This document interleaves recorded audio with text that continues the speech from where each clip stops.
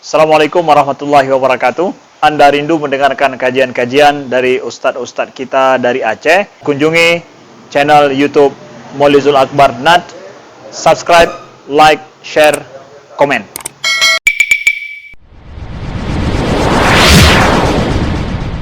Warahmatullahi wabarakatuh.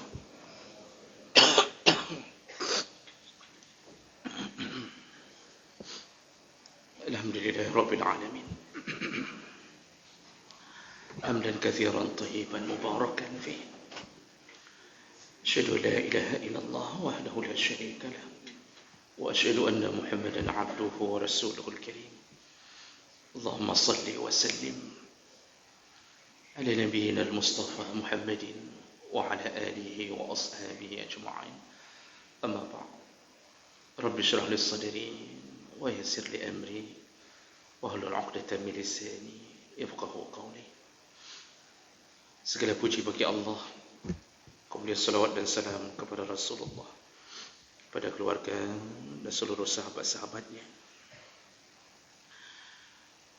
Bapak-bapak dan ibu-ibu jemaah salat subuh yang dirahmati Allah insyaallah. Di pertemuan kita yang lalu kita sudah membahas salah satu daripada dosa besar, yaitu idlalul a'ma anit tariq, yaitu menyesatkan orang buta. Artinya ketika dia butuh pertolongan, lalu kita memberi petunjuk untuk mempermainkannya, maka semua perbuatan yang menyesatkan orang yang buta haram. Begitu juga membuat sesatnya orang-orang yang hatinya buta juga haram. Baik, kita lanjut. Dosa besar berikutnya, yaitu at-tasarruf fi at-tariq al-ghair an-nafis bighairi izni ahli, wa tasarruf fi asy-syari' bima yadurru al-marah idraran balighan. Di antara dosa-dosa besar yaitu memakai jalan milik pribadi seseorang tanpa seizinnya, juga memakai jalan raya atau memakai jalanan umum yang bisa mengganggu ketertiban umum, menurut syarak. Nah, jemaah mendekati Allah Subhanahu wa taala, urusan mengganggu hak milik orang itu sudah kita tahu bersama. Rasulullah sallallahu alaihi wasallam ketika haji wada' menasihati semua sahabat di padang Arafah bahawa sesama mukmin haram untuk diganggu jiwanya atau nyawanya, juga haram mengganggu hartanya dan kehormatannya. Maka harta apabila dimiliki secara sah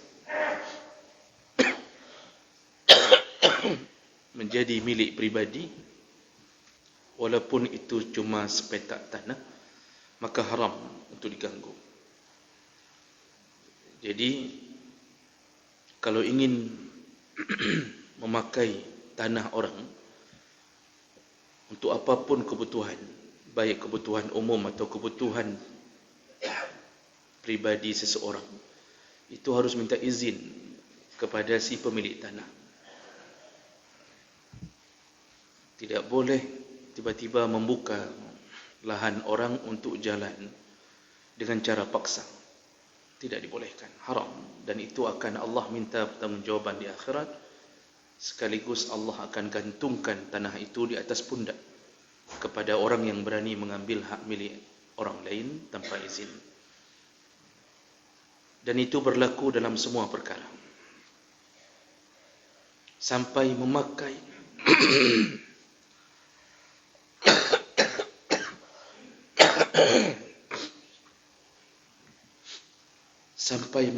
dinding tetangga untuk kita letakkan paku, haram tanpa seizinnya. Jadi Banyak orang kadang-kadang menempelkan sesuatu di dinding tetangga tanpa minta izin. Sekecil apapun haram selama tidak memohon keizinan. Kadang-kadang fenomena di sebuah komplek, ada dua orang yang hidup bertetangga, lalu kemudian salah satu di antara mereka memakai jemuran tetangganya, padahal yang dipakai jemuran tetangga, dan tidak minta izin. Ketika yang punya jemuran, mungkin karena jemuran diletakkan di samping rumah, di atas tanahnya, dan sedang kosong, lalu tetangga sebelah menjemur bajunya tanpa memohon izin dari si pemilik jemuran. Ketika si pemilik jemuran ingin menjemur bajunya, dia lihat baju tetangganya sudah penuh, sehingga dia bingung mau menjemur di mana. Kecil, sederhana. Mungkin orang akan mengatakan cuma jemuran pun, masa itu pun bermasalah. Ternyata bermasalah di sisi Allah Subhanahu wa taala. Semua yang kita pakai bukan milik kita, sekecil apapun harus dipertanggungjawabkan di hadapan Allah, kecuali diizinkan. Hubungan manusia dalam urusan harta lebih berat daripada hubungan dengan Allah. Allah tidak akan maafkan orang-orang yang pernah menzalimi harta saudaranya selama saudaranya tidak pernah memaafkan. Walaupun taubat 1000 tahun tapi tidak dimaafkan oleh saudaranya, maka taubat itu tertolak di sisi Allah Subhanahu wa taala. Maka itu berurusan dengan harta lebih berat.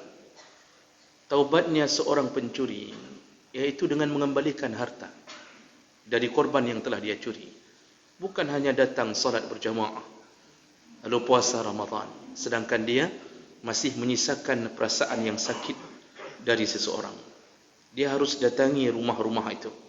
Dia mohon maaf, kembalikan berapa yang sudah diambil dari rumah itu, kembalikan. Kalau tidak, jangan harap selamat dan aman di akhirat nanti.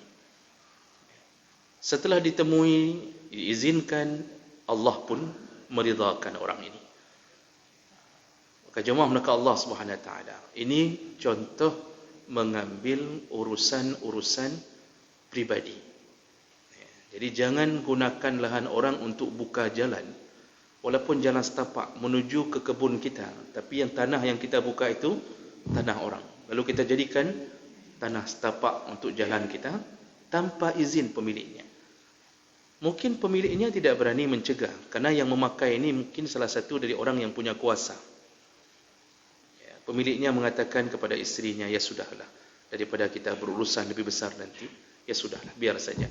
Kata biar saja apakah ikhlas?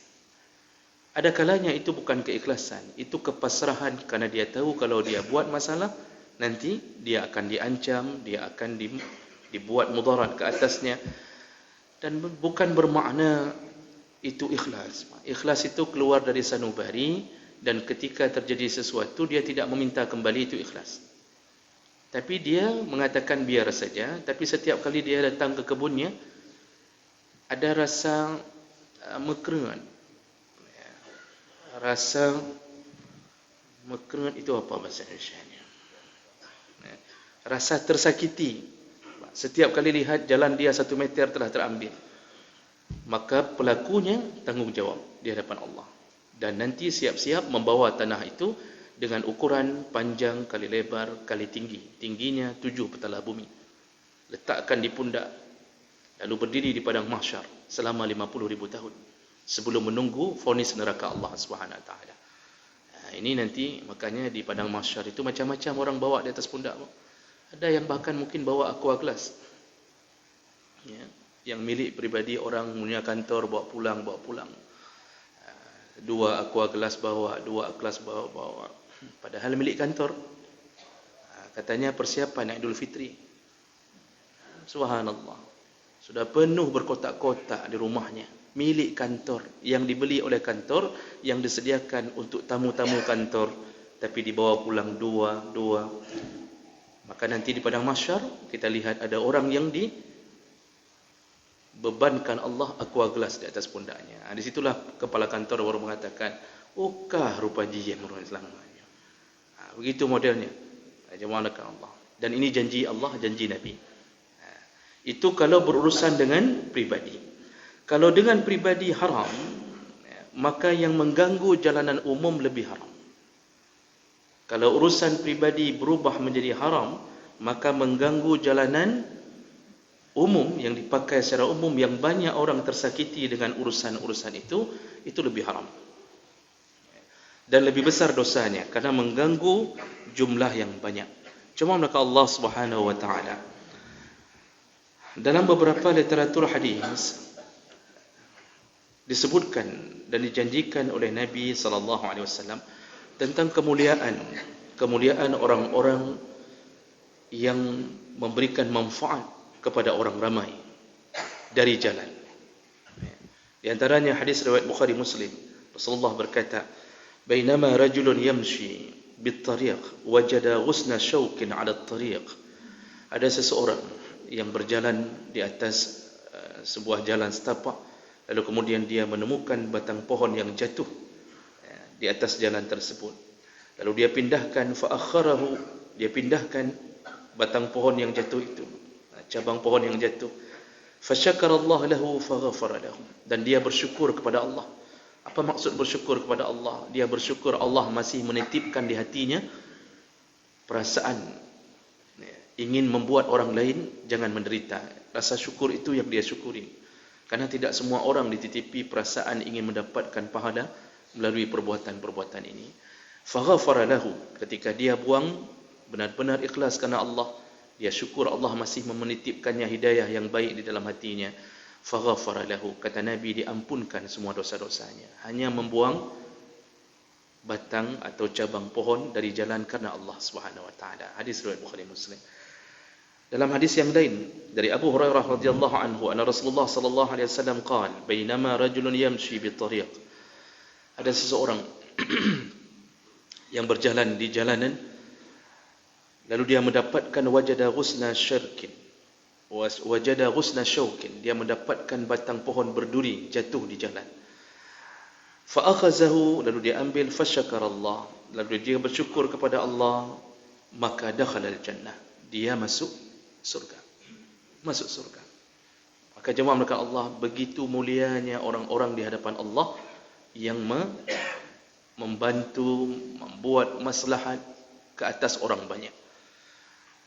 Saking mulianya sampai langsung surga. Allah ambil amal itu untuk dijadikan andalan masuk surga. Karena hak itu hak Allah. Allah punya hak prerogatif mengambil mana amal kita yang berhak untuk masuk surga. Juga Allah berhak mengambil amal kita yang mana yang berhak untuk masuk neraka. Makanya faman ya'mal misqala zarratin khairan yarah. Sekecil apapun yang kau lakukan, engkau akan lihat. Begitu juga sekecil apapun keburukan yang engkau lihat, engkau lakukan, engkau akan lihat. Berhati-hatilah meremehkan amalan kecil yang berbentuk dosa. Juga berbanggalah kalau bisa melakukan amalan kecil namun berpahala. Bisa jadi itu yang Allah ambil untuk memasukkan kita ke surga. Nah, berhubungan dengan orang ramai.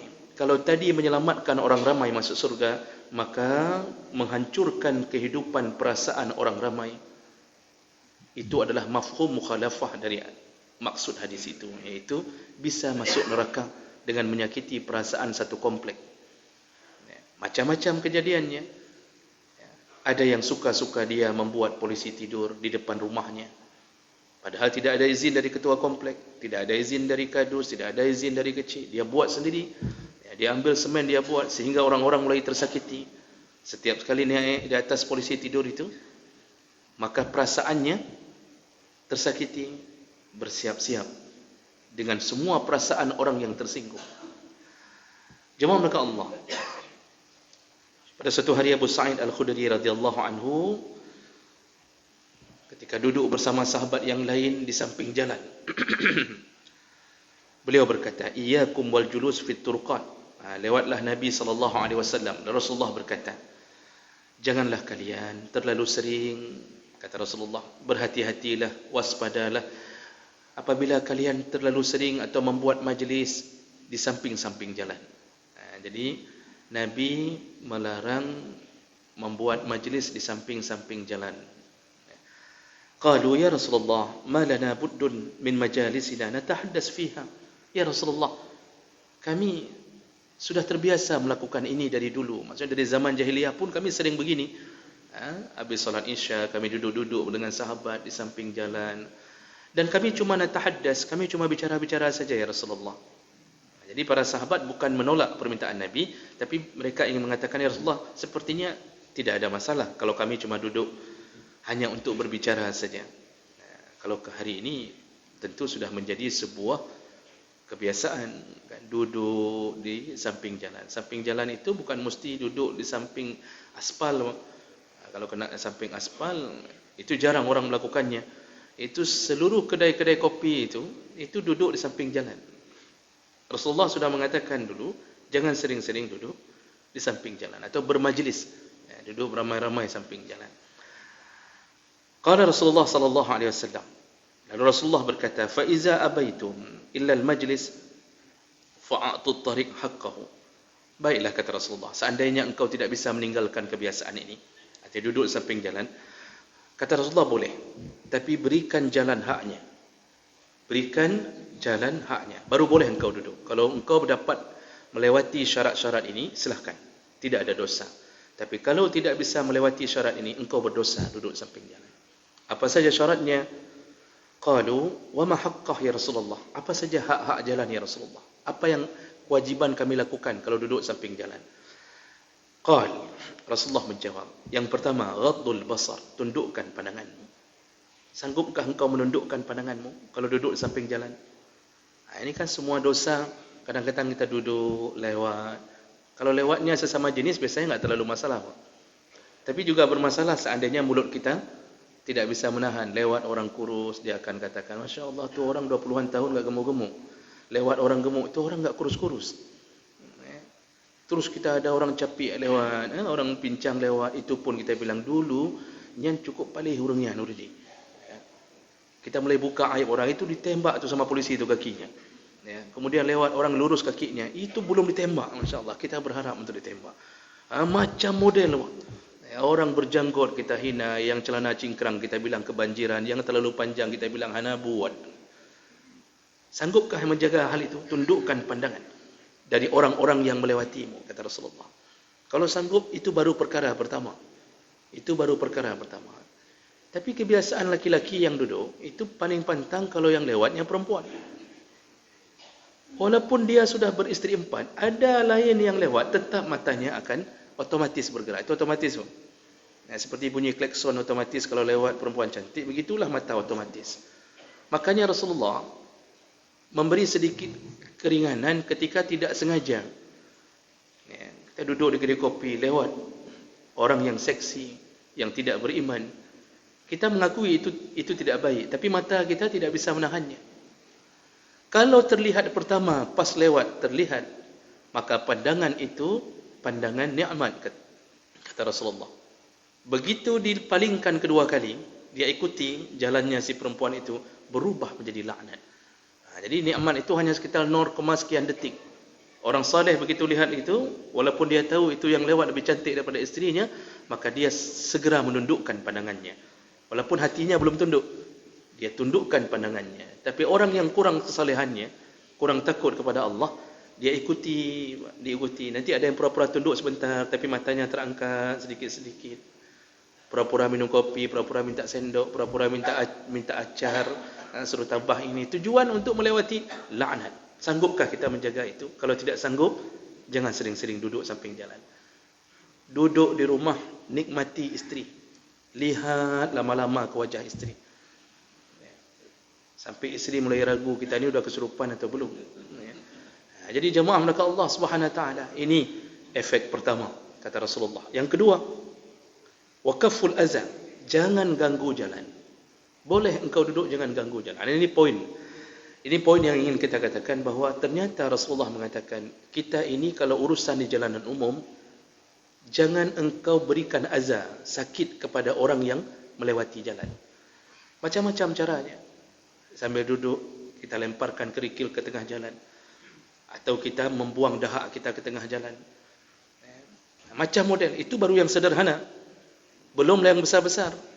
Yang besar tadi, misal contohnya apa? Yang paling sering hari ini adalah ketika orang-orang membuat pesta, lalu kemudian tanpa izin mendirikan tenda di tengah jalan sampai habis 3/4 jalan, sehingga macet jalan, sedangkan orang harus berlalu lalang terus-terusan.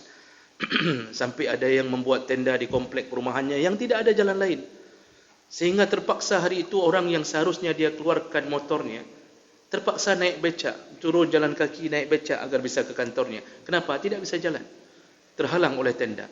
Boleh lakukan itu, kata para ulama, dengan syarat harus ada jalan alternatif. Harus ada jalan alternatif. Jadi musyawarahkan buat berikan jalan alternatif untuk orang-orang yang lewat agar tidak tersakiti. Sampai begitu urusannya. Apalagi sampai membuang kotoran ke tengah jalan. Apalagi sampai kita asal sudah tangkap tikus, tikusnya dibuang ke tengah jalan. Tikus mati lalu dibuang ke tengah jalan. Apa maksudnya? Begitu kita lewat cukup banyak tikus pada tengah jalan. Ini aneh. Apa ada unsur kesengajaan? Kenapa tikus tidak ditanam? Kenapa harus dibuang ke samping jalan? Nah, ini contoh-contoh yang kaful azza. Kata Allah, jangan sakiti pengguna jalan. Itu hak maslahat umum. Lalu ada yang mengatakan, tapi kan kita ustaz ada maslahatnya, itu membuat tenda, kita enggak ada tempat lain segala macam. Kalau kita punya wang, sewa tempat yang tidak mengganggu, sewa tanah kosong orang. Kan tidak ada sebuah kewajiban buat walimah harus di depan rumah. Tidak ada. Buat di bangunan bisa. Sewa tanah orang yang agak menjorok ke dalam, boleh. Kenapa harus tutup jalan? Ini contoh. Kecuali ada jalan alternatif. Jemaah melaka Allah Subhanahu Wa Taala. Dalam beberapa kitab disebutkan oleh para ulama-ulama baru termaafkan kalau sesuatu yang sifatnya memang tidak bisa tertolak. Contohnya orang sedang melakukan pembangunan. Ini dalam kitab disebutkan, dalam beberapa kitab saya dapatkan. Kalau sedang melakukan pembangunan rumah, lalu dia meletakkan pasir, meletakkan tumpukan bebatuan dalam proses mengecor rumahnya.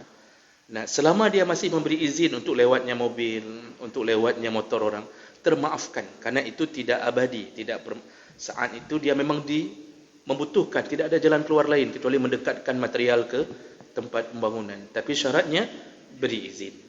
Beri jalan untuk orang lewat. Nah, itu contoh yang termaafkan. Atau bahkan ditulis di situ, bahkan dibolehkan untuk memarkir kenderaan di saat masih ada jalan untuk melintas, kalau tidak ada tempat untuk parkir. Jadi satu komplek itu sudah sepakat garasi tidak mungkin dibuat. Apalagi tipe-tipe rumah hari ini, Pak, itu tipe-tipe yang memang tidak ada garasinya kadang-kadang. Ini kita parkir di depan rumah, tapi syaratnya ada tempat orang melewati samping jalan, itu masih termaafkan kalau memang tidak ada jalan keluar lain. Jadi jemaah melaka Allah Subhanahu Wa Taala, jangan sampai laknat orang ke atas kita. Setiap kali mau lewat, orang melaknat kita. Lewat lagi, laknat. Lewat, laknat. Ingat-ingat, laknat itu berbentuk makhluk Allah. Dalam satu hadis, ketika orang melaknat, bahasanya macam-macam, Pak. Bahasa macam-macam, tidak harus temena. Kadang-kadang orang mengatakan kurang ajar. Kok diparkir di sini? Bagaimana kita lewat? Lalu diklakson terus-terusan dan kita tidak punya hati. Tidak pun kita pindahkan, besok berulang lagi. Setiap laknat itu keluar dari mulut seseorang. Dan itu berhak orang itu untuk dilaknat. Maka laknat itu pertama menuju ke langit, kata Rasulullah. Langit, kalau bentuk laknat, tertutup pintu untuk laknat, tidak dibuka. Lalu laknat itu kembali ke bumi, kata Rasulullah, dan mencari orang yang dilaknat. Kalau orang itu layak dilaknat, maka tersimpanlah laknat itu di dalam catatan amalnya.